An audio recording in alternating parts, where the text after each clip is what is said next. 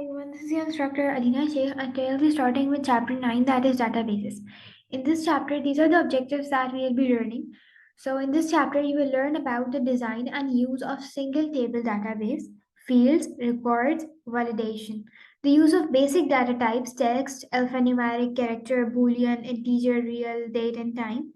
The identification and purpose and use of primary keys, SQL scripts used to query data stored in a single table database. So these are the objectives that might seem alien to you right now, लेकिन as we proceed आपको समझ आता रहेगा कि what actually these objectives are. So database basically होता क्या है? Database का अगर हम literal meaning बताऊं मैं आपको, so database का अगर मैं आपको literal meaning बताऊं तो that is collection of data in organized format. तो जब हम database की बात करते हैं तो इसका मतलब जब हम data को collect करते हैं इन एन ऑर्गेनाइज्ड वे, तमीज से तरीके से जब हम डाटा को कलेक्ट करते हैं तो उसको हम कहते हैं डाटाबेस. सो हमारे पास जो डाटाबेसेस होता है ना, these are of two types. एक होता है single table database, single table database, and single table database इसको हम कहते हैं फ्लैट फाइल डाटाबेस. तो इसको हम फ्लैट फाइल डेटाबेस भी कहते हैं. और दूसरा वाला जो है हमारे पास वो होता है रिलेशनल डाटाबेस. इसमें बेसिकली एक से ज्यादा टेबल्स होते हैं. सो टू और मोर टेबल्स, इसमें होता है टू और मोर टेबल्स. और सिंगल टेबल डाटाबेस में हमारे पास सिर्फ एक ही टेबल होता है. जब एक टेबल होता है तो हम फ्लैट फाइल डाटाबेस कहते हैं, और जब दो या दो से ज्यादा टेबल्स होता है तो हम उसको कहते हैं रिलेशनल डाटाबेस. इनको हम देखेंगे अभी डिटेल में, लेकिन हमारे सिलेबस में जो है that is single table database. Relational database as के सिलेबस में हमारे पास अभी ओ लेवल में नहीं है.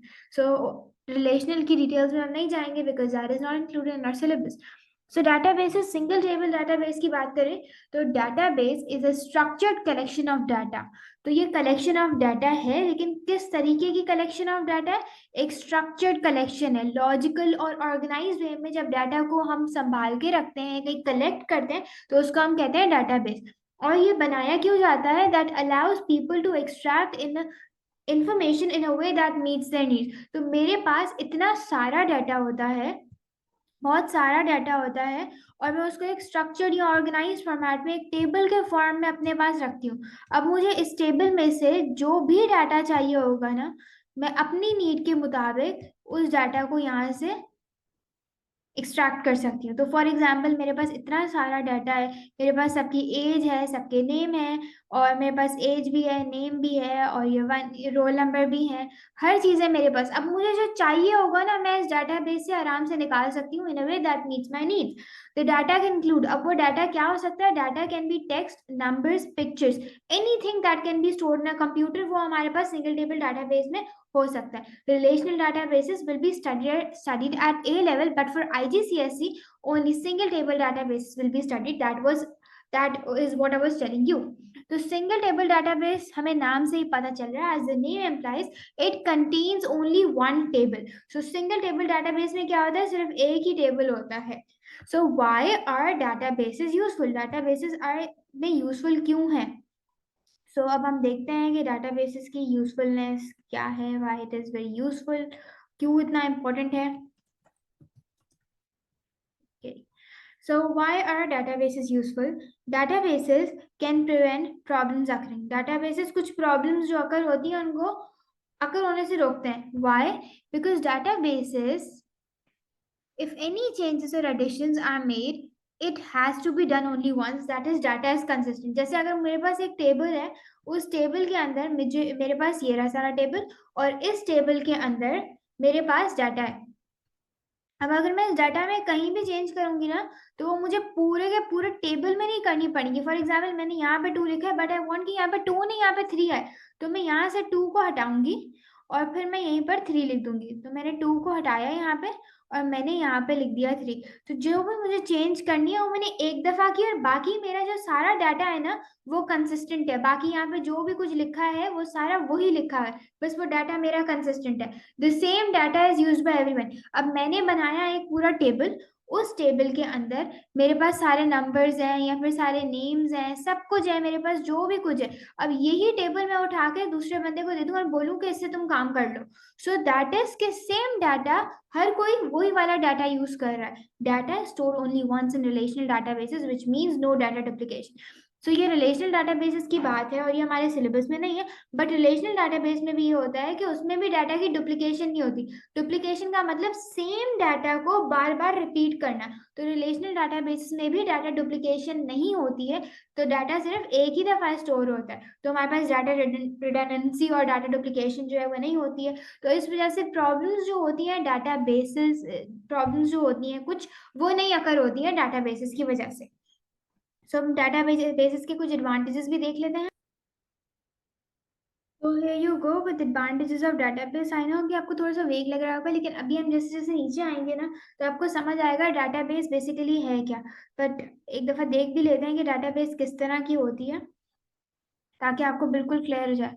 सो डाटाबेस कुछ इस तरह की होती है। इसमें हमारे पास ये पूरा एक टेबल है, इसमें देखिए हर चीज आपके पास ऑर्गेनाइज तरीके से और एक ही जगह पर सारा डाटा। ऐसा नहीं है कि फर्स्ट नेम कहीं और है तो फैमिली नेम कहीं और है, हमें ढूंढना पड़ेगा कहीं अलग अलग जगह से।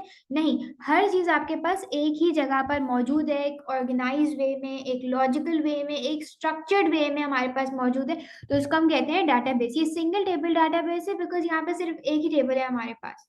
सो अब हम देखते हैं advantages of database. Advantages of database क्या है? No data redundancy and inconsistency. तो डाटा इनकंसिस्टेंट नहीं होता। जब हमने कोई चेंज किया तो एक जगह हमने चेंज किया और बाकी सारा हमारा डाटा वही कंसिस्टेंट रहा। तो हमारे पास जहाँ चेंज हमने किया है ना, वो वहीं पर ही सिर्फ एक जगह चेंज हुआ है। फॉर एग्जाम्पल अगर मुझे यहाँ पर कोई डेट ऑफ, यहाँ पे सबके फॉर एग्जाम्पल समझे किसी से हर फैमिली के नाम लिखे हुए हैं एंड एवरीथिंग, तो अगर मुझे यहाँ पे ये वाला फर्स्ट नेम चेंज करना है तो यही वाला सिर्फ चेंज होगा, बाकी डाटा विल रिमेन कंसिस्टेंट। तो ये है कि इनकंसिस्टेंसी नहीं होती और रिडंडेंसी भी नहीं होती है कि एक डाटा अगर लिखा हुआ है तो वो वही वहीं पर ही लिखा होगा। ऐसा नहीं है कि बार बार वो रिपीट हो रहा। Easy to access data. अब जब डाटा मेरे पास स्ट्रक्चर्ड वे में है, मुझे जो भी उस डाटा में से, उस टेबल में से चाहिए होगा, मैं आराम से एक्सेस कर सकती हूँ। Prevents data isolation. So that was I was explaining you कि जितना भी डाटा है हमारे पास एक ही जगह होता है। ऐसा नहीं है कि हमारे पास फैमिली नेम कहीं और है, फर्स्ट नेम कहीं और है, हमें अलग अलग जगह से ढूंढना पड़ेंगे। डाटा आइसोलेटेड नहीं है, डाटा हमारे पास एक ही जगह पे स्टोर्ड है जिसको हम आराम से एक्सेस कर सकते हैं। तो it prevents data isolation. Stores large volumes of data. तो हमारे पास एक टेबल है, उस टेबल में हमने बहुत सारा डाटा स्टोर किया, तो क्या हो रहा है basically it is storing large volumes of data.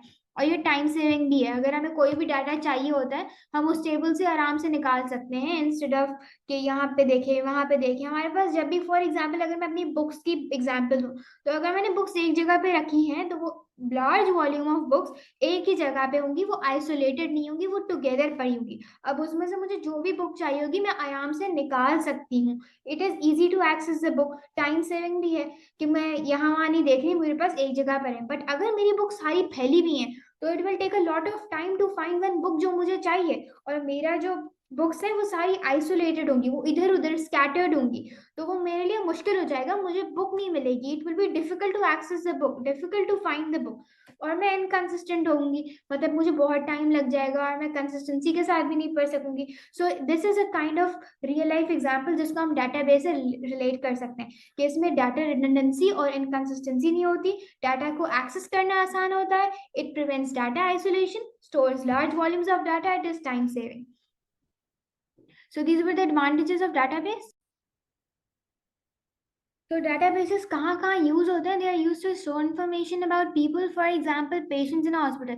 अगर हम हॉस्पिटल में जाते हैं तो हॉस्पिटल में हमें नजर आता है ना, उनके पास एक रजिस्टर होता है जिसमें हर पेशेंट की आईडी होती है, उसका नेम होता है, कंसल्टेंट नेम, वार्ड नंबर, मतलब ये सारी चीजें होती हैं, वो उसको हम कहते हैं database. Let me show it to you. तो है यू गो, ये हमारे पास पेशेंट्स की एक डाटाबेस है जो हॉस्पिटल्स में होती है कि उन्होंने पेशेंट की आईडी लिखी हुई है, नेम्स लिखे हुए हैं, फर्स्ट नेम, फैमिली नेम लिखा हुआ है, जेंडर लिखा हुआ है, एड्रेस, ये सारी चीजें उन्होंने सिर्फ एक जगह स्टोर की हुई है। तो डाटा हमारे पास कंसिस्टेंट है और इजी टू एक्सेस डाटा है। फॉर एग्जाम्पल अगर उन्हें हिरा की कोई भी डिटेल चाहिए तो वो पेशेंट आईडी 17 में जाके देखेंगे, उनको पूरी डिटेल इस पेशेंट की मिल जाएगी। सो this is an example of a database के पेशेंट्स इन अ हॉस्पिटल है, उनकी जो सारी इंफॉर्मेशन है वो एक जगह स्टोर होती है। अब अगर प्यूपल्स इन अ स्कूल है तो उसकी डाटाबेस उसकी कैसे बनेगी? उसकी फॉर एग्जांपल हम बना सकते हैं, जो स्टूडेंट्स हैं तो हम पहले में हम लिख देते हैं अ, जो स्टूडेंट आईडी होती है, स्टूडेंट की आईडी, वो फिर हम स्टूडेंट का नेम लिख देंगे, फर्स्ट नेम, या फिर हम फिलहाल सिर्फ नेम लिख लेते हैं। फिर जो उसके मार्क्स आए हैं या फिर वो किस हाउस में है, जैसे हमारे पास स्कूल्स में होते हैं कि रेड हाउस है, ब्लू हाउस है स्पोर्ट्स में, और उसकी एज क्या है, नंबर क्या है, तो ये सारा ये हमारे पास for example pupils in school का है, सारे बच्चे। तो स्टूडेंट आईडी 1 है, अगर मैं नेम अपना लिख रही हूँ अलीना, और मैं for example if I am in blue house तो मैं यहाँ पे ब्लू लिखूंगी। और एज एज क्या है, अगर 7 है मेरी एज तो मैंने 7 लिख दी। सो इस तरह मेरे पास एक स्टूडेंट की आएगी, इस तरह दूसरा स्टूडेंट लिखूंगी, यहाँ पे कोई नाम लिखूंगी, यहाँ पे कोई हाउस, यहाँ पे कोई एज। तो ये स्टूडेंट्स इन स्कूल हैं, उनकी एक डाटाबेस अलग से बन रही है। या फिर to store information about things, चीज़ों के बारे में भी अगर हमें इन्फॉर्मेशन को स्टोर करना होता है वो भी हम डाटाबेस में कर सकते हैं। For example cars to be sold, तो हम गाड़ी का नाम लिखेंगे, गाड़ी की नंबर प्लेट पे जो उसका नंबर होता है वो लिख देंगे, उसकी प्राइस लिखेंगे, कितनी कार्स वो उस कंपनी की हमारे पास हैं और कितनी कार सोल्ड हुई हैं। तो ये सारी चीजें हम क्या करेंगे, हम एक डाटाबेस के अंदर लिखेंगे और आराम से हम एक्सेस कर सकते हैं उस डाटा को। Cars to be sold in a library, cars to be sold, books in a library to store information about events, for example, hotel bookings. अगर हम किसी होटल में जाते हैं तो उनके पास सारी बुकिंग्स लिखी हुई होती है, एक रजिस्टर होता है, या फिर अब तो सब कुछ डिजिटल हो गया है तो फिर उनके पास कंप्यूटर में होता है सब कुछ, और फिर वो वहां से निकाल लेते हैं कि ये वाला रूम खाली है और इस वाले रूम में इतने लोग हैं, इस वाले रूम में ये बंदा है। तो ये सारी चीजें हमारे पास डाटाबेस में होती हैं, रिजल्ट ऑफ रेस है उसमें। तो अब हम डाटाबेस की बात करते हैं, फील्ड्स एंड रिकॉर्ड्स। किसी भी डाटाबेस को बनाने के लिए जो बिल्डिंग ब्लॉक्स हैं वो दो हैं, एक फील्ड है और एक रिकॉर्ड है। सो डाटाबेस हम क्या पढ़ के आए? Database is a way of storing information in a structured and a logical way. They are used to collect and organize information such as customer details for a business, medical records at a surgery, or stock items at a warehouse. So database content is easy to manage and information can be accessed and updated quickly and efficiently. A database can store and handle vast amounts of data. A user can sort and search a database to find any desired data. Databases are very useful in preventing data problems. क्यों? Because data is stored once. It means no data duplication. अगर कोई भी changes or additions are made, it has to be done only once. That means data is consistent. The same data is used by everyone. तो मेरे पास एक table है, मैं हर बंदे को वो टेबल दे दूँ और मैं कहूँ इस पे काम करो जो मैं कर रही हूँ, तो मुझे ये चीज़ निकाल के दो, इसमें से इस पेशेंट की आईडी मुझे बताओ, इस पेशेंट की डिटेल्स दो। तो मैंने वो एक टेबल सबको दे दिया और फिर मैंने कहा कि मुझे ये चीज़ें रिक्वायर्ड है and give it to me, सारी मुझे लिस्ट डाउन करके दो। सो दैट इज कि हम सेम डाटा हर कोई यूज़ कर रहा है, तो it is very easy to access data. फिर हमने एडवांटेजेस भी देखे डाटाबेस के, किस लिए डाटाबेसेस यूज होते हैं। हॉस्पिटल में पेशेंट्स के लिए, स्कूल में बच्चों के लिए यूज होते हैं, कार्स टू बी सोल्ड एक शोरूम में, books in a library, hotel bookings, results of races, ये सारी चीजें हमने देखी। तो फील्ड्स एंड रिकॉर्ड्स, किसी भी डाटाबेस के जो बिल्डिंग ब्लॉक्स हैं वो हैं फील्ड्स और रिकॉर्ड्स। अब फील्ड क्या होती है, रिकॉर्ड क्या होता है? फील्ड हमारे पास वर्टिकल होती है जिसको हम कॉलम भी कहते हैं। आम अल्फाज में हम फील्ड को क्या कहते हैं? कॉलम। तो ये डाटाबेस की लैंग्वेज में हम उसको फील्ड कहते हैं। रिकॉर्ड हमारे पास रोज होते हैं और रोज हमारे पास हमेशा क्या होते हैं? हॉरिजॉन्टल होते हैं। Let me just write it over here, horizontal. Rows हमारे पास हॉरिजॉन्टल होते हैं, फील्ड्स हमारे पास वर्टिकल होती हैं। तो इस तरह हम बनाते हैं डाटा। एक टेबल हमने बनाया, तो ये हमारे पास इसमें कितनी फील्ड्स है? 1 2 3, 3 फील्ड्स हैं, 3 हमारे पास वर्टिकल कॉलम्स हैं। और कितनी रोज हैं हमारे पास? Let's make one more. तो अब हमारे पास कितने रिकॉर्ड्स हैं? That is 1 2 3 4। तो ये हमारे पास 4 रिकॉर्ड्स हैं और 3 फील्ड्स हैं। तो ये फील्ड्स जो है वो वर्टिकल होती हैं, कॉलम्स होते हैं, और जो रोज होती हैं वो हॉरिजॉन्टल होती हैं और उसको हम कहते हैं records. So these are the building blocks for any database. अगर हम कोई टेबल बना रहे हैं तो उसमें फील्ड और रिकॉर्ड्स होते हैं। और डाटाबेस क्या है? ये डाटा को स्टोर करना है स्ट्रक्चर्ड और लॉजिकल वे में, ऑर्गेनाइज्ड वे में। Inside a database, data is stored in tables which consist of many records. Database के अंदर डाटा स्टोर होता है टेबल में, और टेबल के अंदर बहुत सारे रिकॉर्ड्स होते हैं। ये एक टेबल है हमारे पास, इस टेबल के अंदर हमारे पास कितने रिकॉर्ड्स हैं? 4 records. Each record consist of several fields. तो ये हमारे पास हॉरिजॉन्टल वाला है ना रिकॉर्ड, ये रहा, एक रिकॉर्ड है, ये दूसरा रिकॉर्ड है, ये तीसरा रिकॉर्ड है, ये चौथा रिकॉर्ड है। तो ये हमारे पास क्या है? रिकॉर्ड्स है। अब इन रिकॉर्ड्स के अंदर फील्ड्स है ना बहुत सारी। ये एक हमारे पास ये रिकॉर्ड है, ये एक रिकॉर्ड है, इस रिकॉर्ड के अंदर कितनी फील्ड्स हैं? That is 4 fields. तो ये मेरे पास एक रिकॉर्ड था, इस रिकॉर्ड के अंदर हमारे पास 4 फील्ड्स हैं, 4 वर्टिकल हमारे पास, वर्टिकल वाला जिसके वर्टिकल है जिसके अंदर हम डाटा स्टोर कर सकते हैं, और एक हमारे पास हॉरिजॉन्टल है जिसको हम रिकॉर्ड कहते हैं। So each record consist of several fields. Database के अंदर डाटा टेबल्स में स्टोर होता है, टेबल्स के अंदर बहुत सारे रिकॉर्ड्स होते हैं, और हर रिकॉर्ड के अंदर बहुत सारी फील्ड्स होती हैं। The number of records in a table will vary as new records can be added and deleted from the table as required.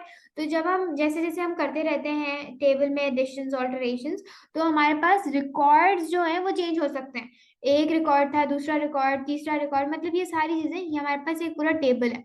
इसके अंदर मेरे पास ये अभी 1, ये टेबल, इसके अंदर मेरे पास 4 रिकॉर्ड है, 1 2 3 4, 4 रिकॉर्ड है। मैं जैसे जैसे ऐड करूंगी, मैं अगर कोई स्टूडेंट की सारी चीजें स्टोर कर रही हूँ, तो मैं कहूँ एक और स्टूडेंट आया, मुझे एक और रिकॉर्ड चाहिए, तो मैंने एक और रिकॉर्ड इसमें ऐड कर दिया। सो the number of records in a table will vary as new records can be added and deleted from the table as required. Number of fields in a table is fixed, so each record contains the same number of fields. अब जब मुझे एक और student की add करनी थी, तो मैंने एक और रिकॉर्ड ऐड किया। फील्ड्स तो उतनी है ना जितनी थी, हर स्टूडेंट का नेम, मैंने स्टूडेंट आईडी, स्टूडेंट का जो एज है, वो सब कुछ मैंने स्टोर किया। तो मेरे पास फील्ड्स उतनी है, वर्टिकल कॉलम्स उतने, लेकिन रोज चेंज हो रही है जैसे जैसे मैं ऐड करती जा रही हूँ। An easy way to remember this: each record is a row in the table, each field is a column in a table. While database can contain multiple tables, all databases considered in this chapter will contain a single table.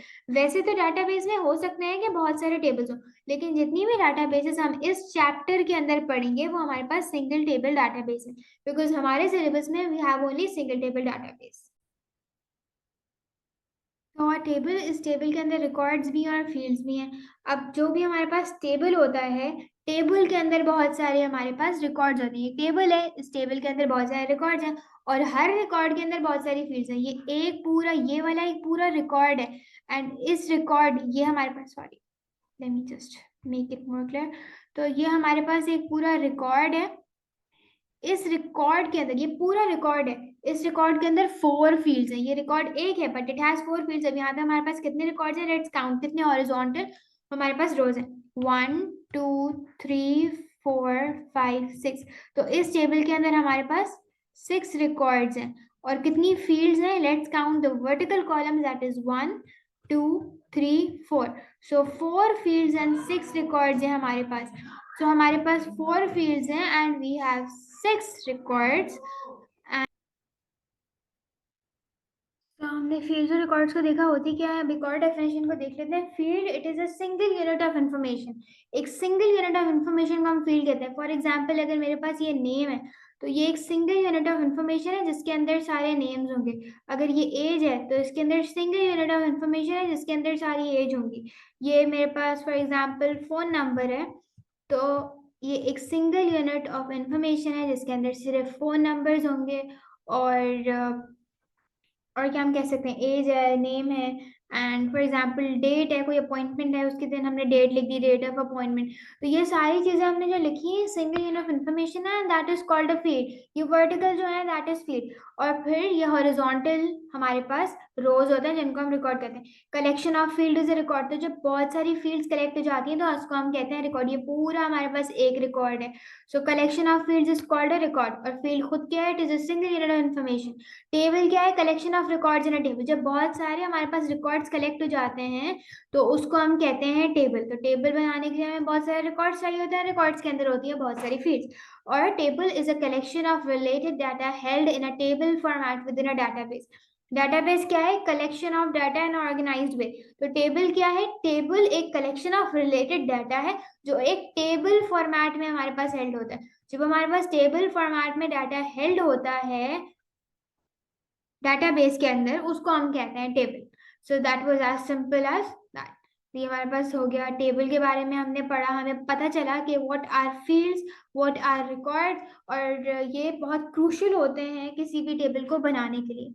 A table contains data about one type of person और event और item and will be given a meaningful name. तो हर table को एक नाम भी दिया जाता है। अभी एक टेबल है ना, हर टेबल का नाम होता है और उस टेबल का नाम मीनिंगफुल नेम होता है। फॉर एग्जाम्पल, अगर एक टेबल है जिसके अंदर मैं पेशेंट्स की हिस्ट्री सारी स्टोर करना चाहिए, पेशेंट्स के बारे में इंफॉर्मेशन है, तो मैं उस टेबल को एक मीनिंगफुल नेम दूंगी, दैट इज पेशेंट, या फिर पेशेंट्स हिस्ट्री। जो भी मुझे पेशेंट के बारे में चाहिए, वो सारी चीजें हैं, वो मैं टेबल को नाम दूंगी, जिससे मुझे देखकर अंदाजा हो कि ये टेबल है किस बारे में। अगर मैंने पेशेंट लिखा तो मैं समझ गई कि अब ये पेशेंट के बारे में टेबल है। और ये भी आपने याद रखना है कि जो टेबल है उसका नाम, all the letters are gonna be the capital letter. जितने भी अल्फाबेट्स हैं वो सारे कैपिटल लेटर में होंगे for the name of the table.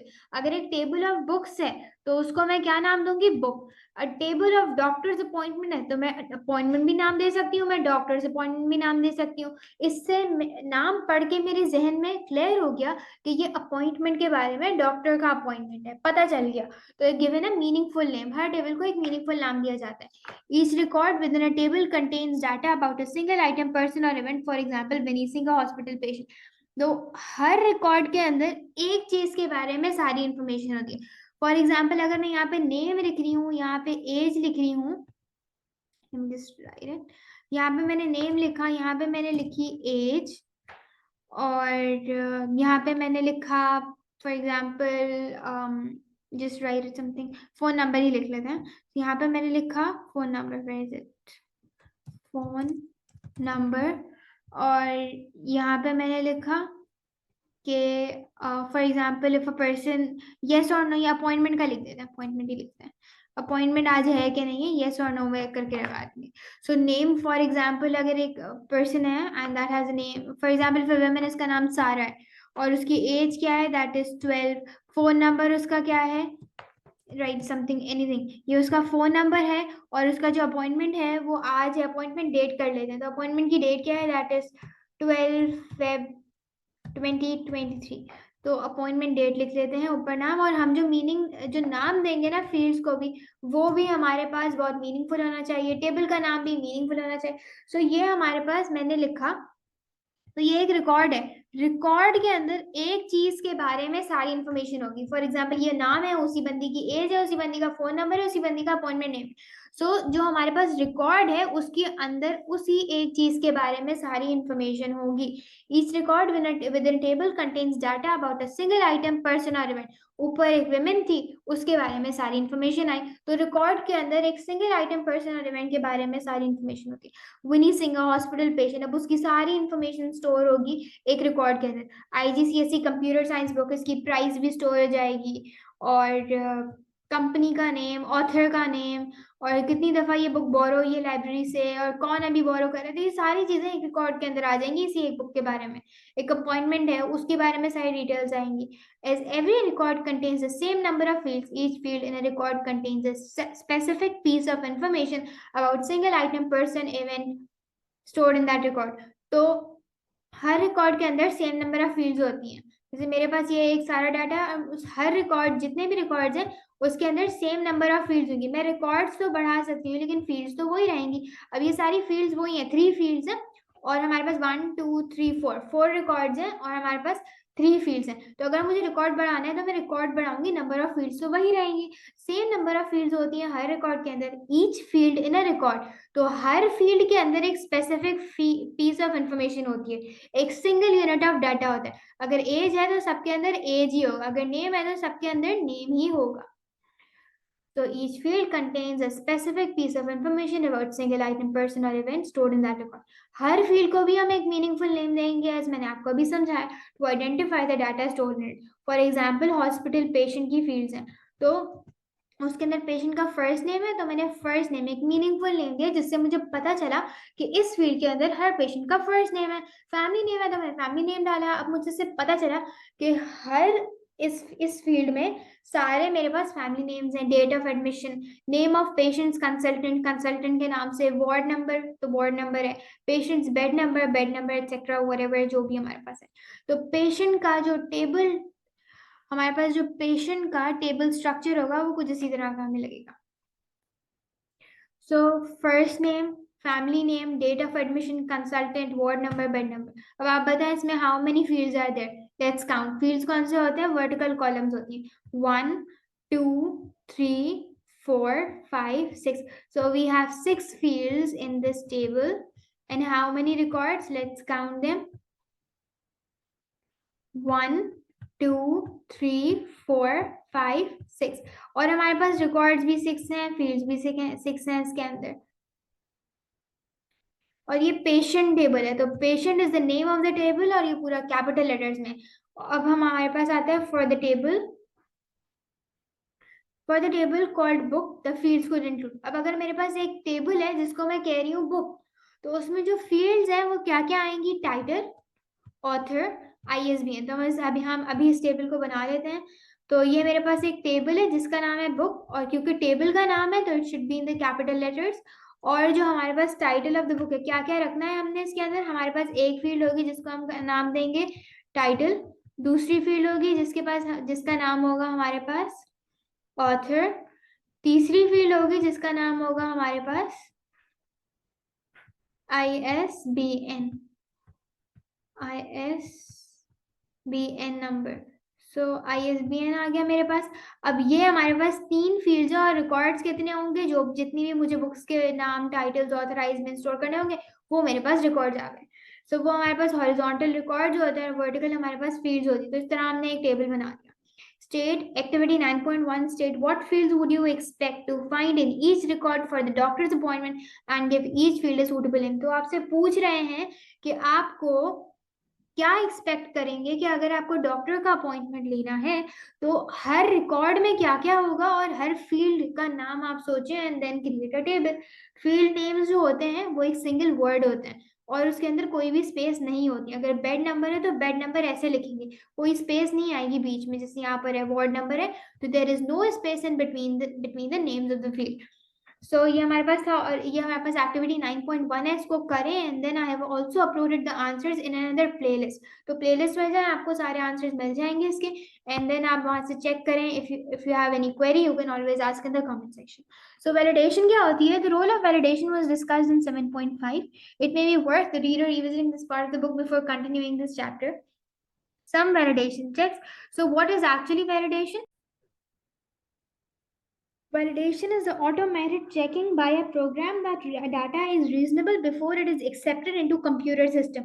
तो कंप्यूटर ऑटोमेटिकली डाटा को चेक करता है कि डाटा रीजनेबल है या एक्सेप्टेबल है, कि मैं उसे एक्सेप्ट करूं कि नहीं करूं। तो इसमें डाटा करेक्ट या इनकरेक्ट की बात नहीं होती है। अगर आपको वैलिडेशन की डेफिनेशन पूछना है एग्जाम में और आपने लिखा कि ऑटोमेटेड चेकिंग है जिसमें कंप्यूटर चेक करता है कि डाटा करेक्ट है कि नहीं, तो you will not get any mark. Correct और इनकरेक्ट की बात वैलिडेशन में नहीं होती है। वैलिडेशन में डाटा इज रीजनेबल, रीजनेबल की बात होती है कि डाटा रीजनेबल होना चाहिए ताकि कंप्यूटर से एक्सेप्ट करे। सो गौर से मेरी बात सुने। वैलिडेशन में करेक्ट इनकरेक्ट, अगर मैंने करेक्ट और इनकरेक्ट की टर्मिनोलॉजीज यूज की तो मुझे मार्क नहीं मिलेगा, दैट इज बिल्कुल रॉन्ग। तो हम कौन सी टर्मिनोलॉजी यूज करते हैं? रीजनेबल और एक्सेप्टेबल।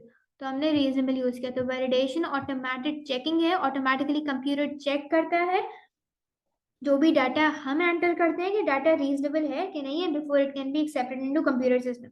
फॉर एग्जाम्पल अगर मैं डाटा एंटर करती हूँ तो मेरे पास आता है, जिससे मैं फेसबुक का पासवर्ड लिख रही हूँ या फिर किसी भी, कहीं पर भी मैं किसी भी प्रोग्राम में या फिर किसी भी वेबसाइट पे जाके मैं पासवर्ड लिख रही हूँ अपना। तो मैंने जब अपना पासवर्ड टाइप किया तो मैंने सिर्फ 3 लेटर्स लिखे XYZ। तो मेरे पास ऊपर एक बना आता है ना एरर आता है और कहते हैं कि password should be at least 8 digits long, ये password should be at least 8 characters long. 3 characters पे नहीं एक्सेप्ट करता। तो उसने देखा डाटा जो 3 कैरेक्टर्स वाला है वो रीजनेबल नहीं है, जो हमें चाहिए that is 8 character long password. तो वो करेक्ट इनकरेक्ट नहीं देखता, वो देखता है कि डाटा रीजनेबली एक्सेप्टेबल है कि नहीं है। तो 3 कैरेक्टर वाला वो नहीं एक्सेप्ट करेगा, वो एक्सेप्ट करेगा 8 कैरेक्टर्स वाला। जब मैं 8 कैरेक्टर्स का डालूंगी तब वो एक्सेप्ट करेगा। तो दैट इज कॉल्ड वैलिडेशन, कि देखता है कि डाटा रीजनेबल है कि नहीं। फॉर एग्जाम्पल अगर मुझसे कोई फील्ड है, कोई भी मुझे मेरे पास आता है, मुझसे पूछता है एज बताओ, तो मैं एज में ये तो नहीं बोलूंगी ना कि मेरा नाम अलीना है, तो दैट इज नॉट रीजनेबल, ये डाटा रीजनेबल नहीं है। एज में उसे इंटीजर वैल्यू चाहिए होगी। अगर मैं बोलूँ मेरी एज है 7, सो आई राइट 7 ओवर देयर, और मैं बताऊंगी कि मेरी एज 7 है, तो वो देखेगा कि डाटा टाइप जो है वो इंटीजर होनी चाहिए, और कोई data type is not acceptable. So ये वैलिडेशन है कि कंप्यूटर ऑटोमेटिकली चेक करेगा कि अगर मैंने कोई टेक्स्ट एंटर किया है तो वो उसे मुझे बता देगा, एरर देगा कि ये जो है ये आपने नहीं एंटर करना, आपने एक इंटीजर एक नंबर एंटर करना है। तो मैंने एज में नंबर एंटर किया, उसने एक्सेप्ट कर लिया, तो that is called validation. Automatically check करेगा that data is reasonable before it is accepted. जब हम इनपुट करेंगे डाटा को, it detects any data which is incomplete और नॉट रीजनेबल, तो वो देखेगा कि डाटा रीजनेबल है कि नहीं। So some validation checks will be automatically provided by the database management software that is used to construct and maintain the database. Database को जो manage करता है वो database management software है। कुछ validation checks तो वो खुद ही provide करता है। बाकी validation checks needs to be set up by database developer. अब बाकी जो database के validation checks है, वो database developer जो database बना रहा है वो खुद सेटअप करेगा during the construction of database. The practical use of database management system is strongly recommended for all students. आगे जाके बहुत ज्यादा डाटाबेस की डिमांड है, so it's better if you learn at this age. So practical examples भी इस chapter में use होंगी। database management software is Microsoft Access 365. database management software का नाम क्या है? Microsoft Access 365. As Microsoft Access is used by most schools with students studying IGCSE. For example, the date of admission field will automatically be checked by the software to make sure any data input is a valid date before it can be stored in the patient table. अब इसकी example देखते हैं यहाँ पे। Here you go with the example. So इधर हमारे पास एक example उन्होंने दी है। Now let's just move with it. Patient है, first name है, family name है, date of admission, consultant, ward number, bed number. तो यहाँ पे हमारे पास पेशेंट का है, फर्स्ट नेम है, सही एंटर किया है, फैमिली नेम है, सही एंटर किया है, डेट ऑफ एडमिशन जो है वो उसने 99 एंटर की है। तो क्या 99 कोई डेट होती है? नहीं होती। 99 इज नॉट एनी डेट। तो जो डेट ऑफ एडमिशन फील्ड है वो ऑटोमेटिकली चेक करेगा सॉफ्टवेयर टू मेक श्योर कि जो डाटा इनपुट है वो वैलिड डेट है कि नहीं है, बिफोर के वो उसे स्टोर करे। तो जैसे हमारे पास उसने एंटर किया 99, तो उसने माइक्रोसॉफ्ट एक्सेस ने ऑटोमेटिकली क्या कहा, the value you entered is not valid for this field, क्योंकि इसमें हमने ऑलरेडी वैलिडेशन चेक डाला हुआ है कि 99 को नहीं एक्सेप्ट करेगा। डेट का एक फॉर्मेट होता है कि पहले हमारे पास डेट आती है, फिर उसके बाद मंथ आता है, और फिर उसके बाद ईयर आता है।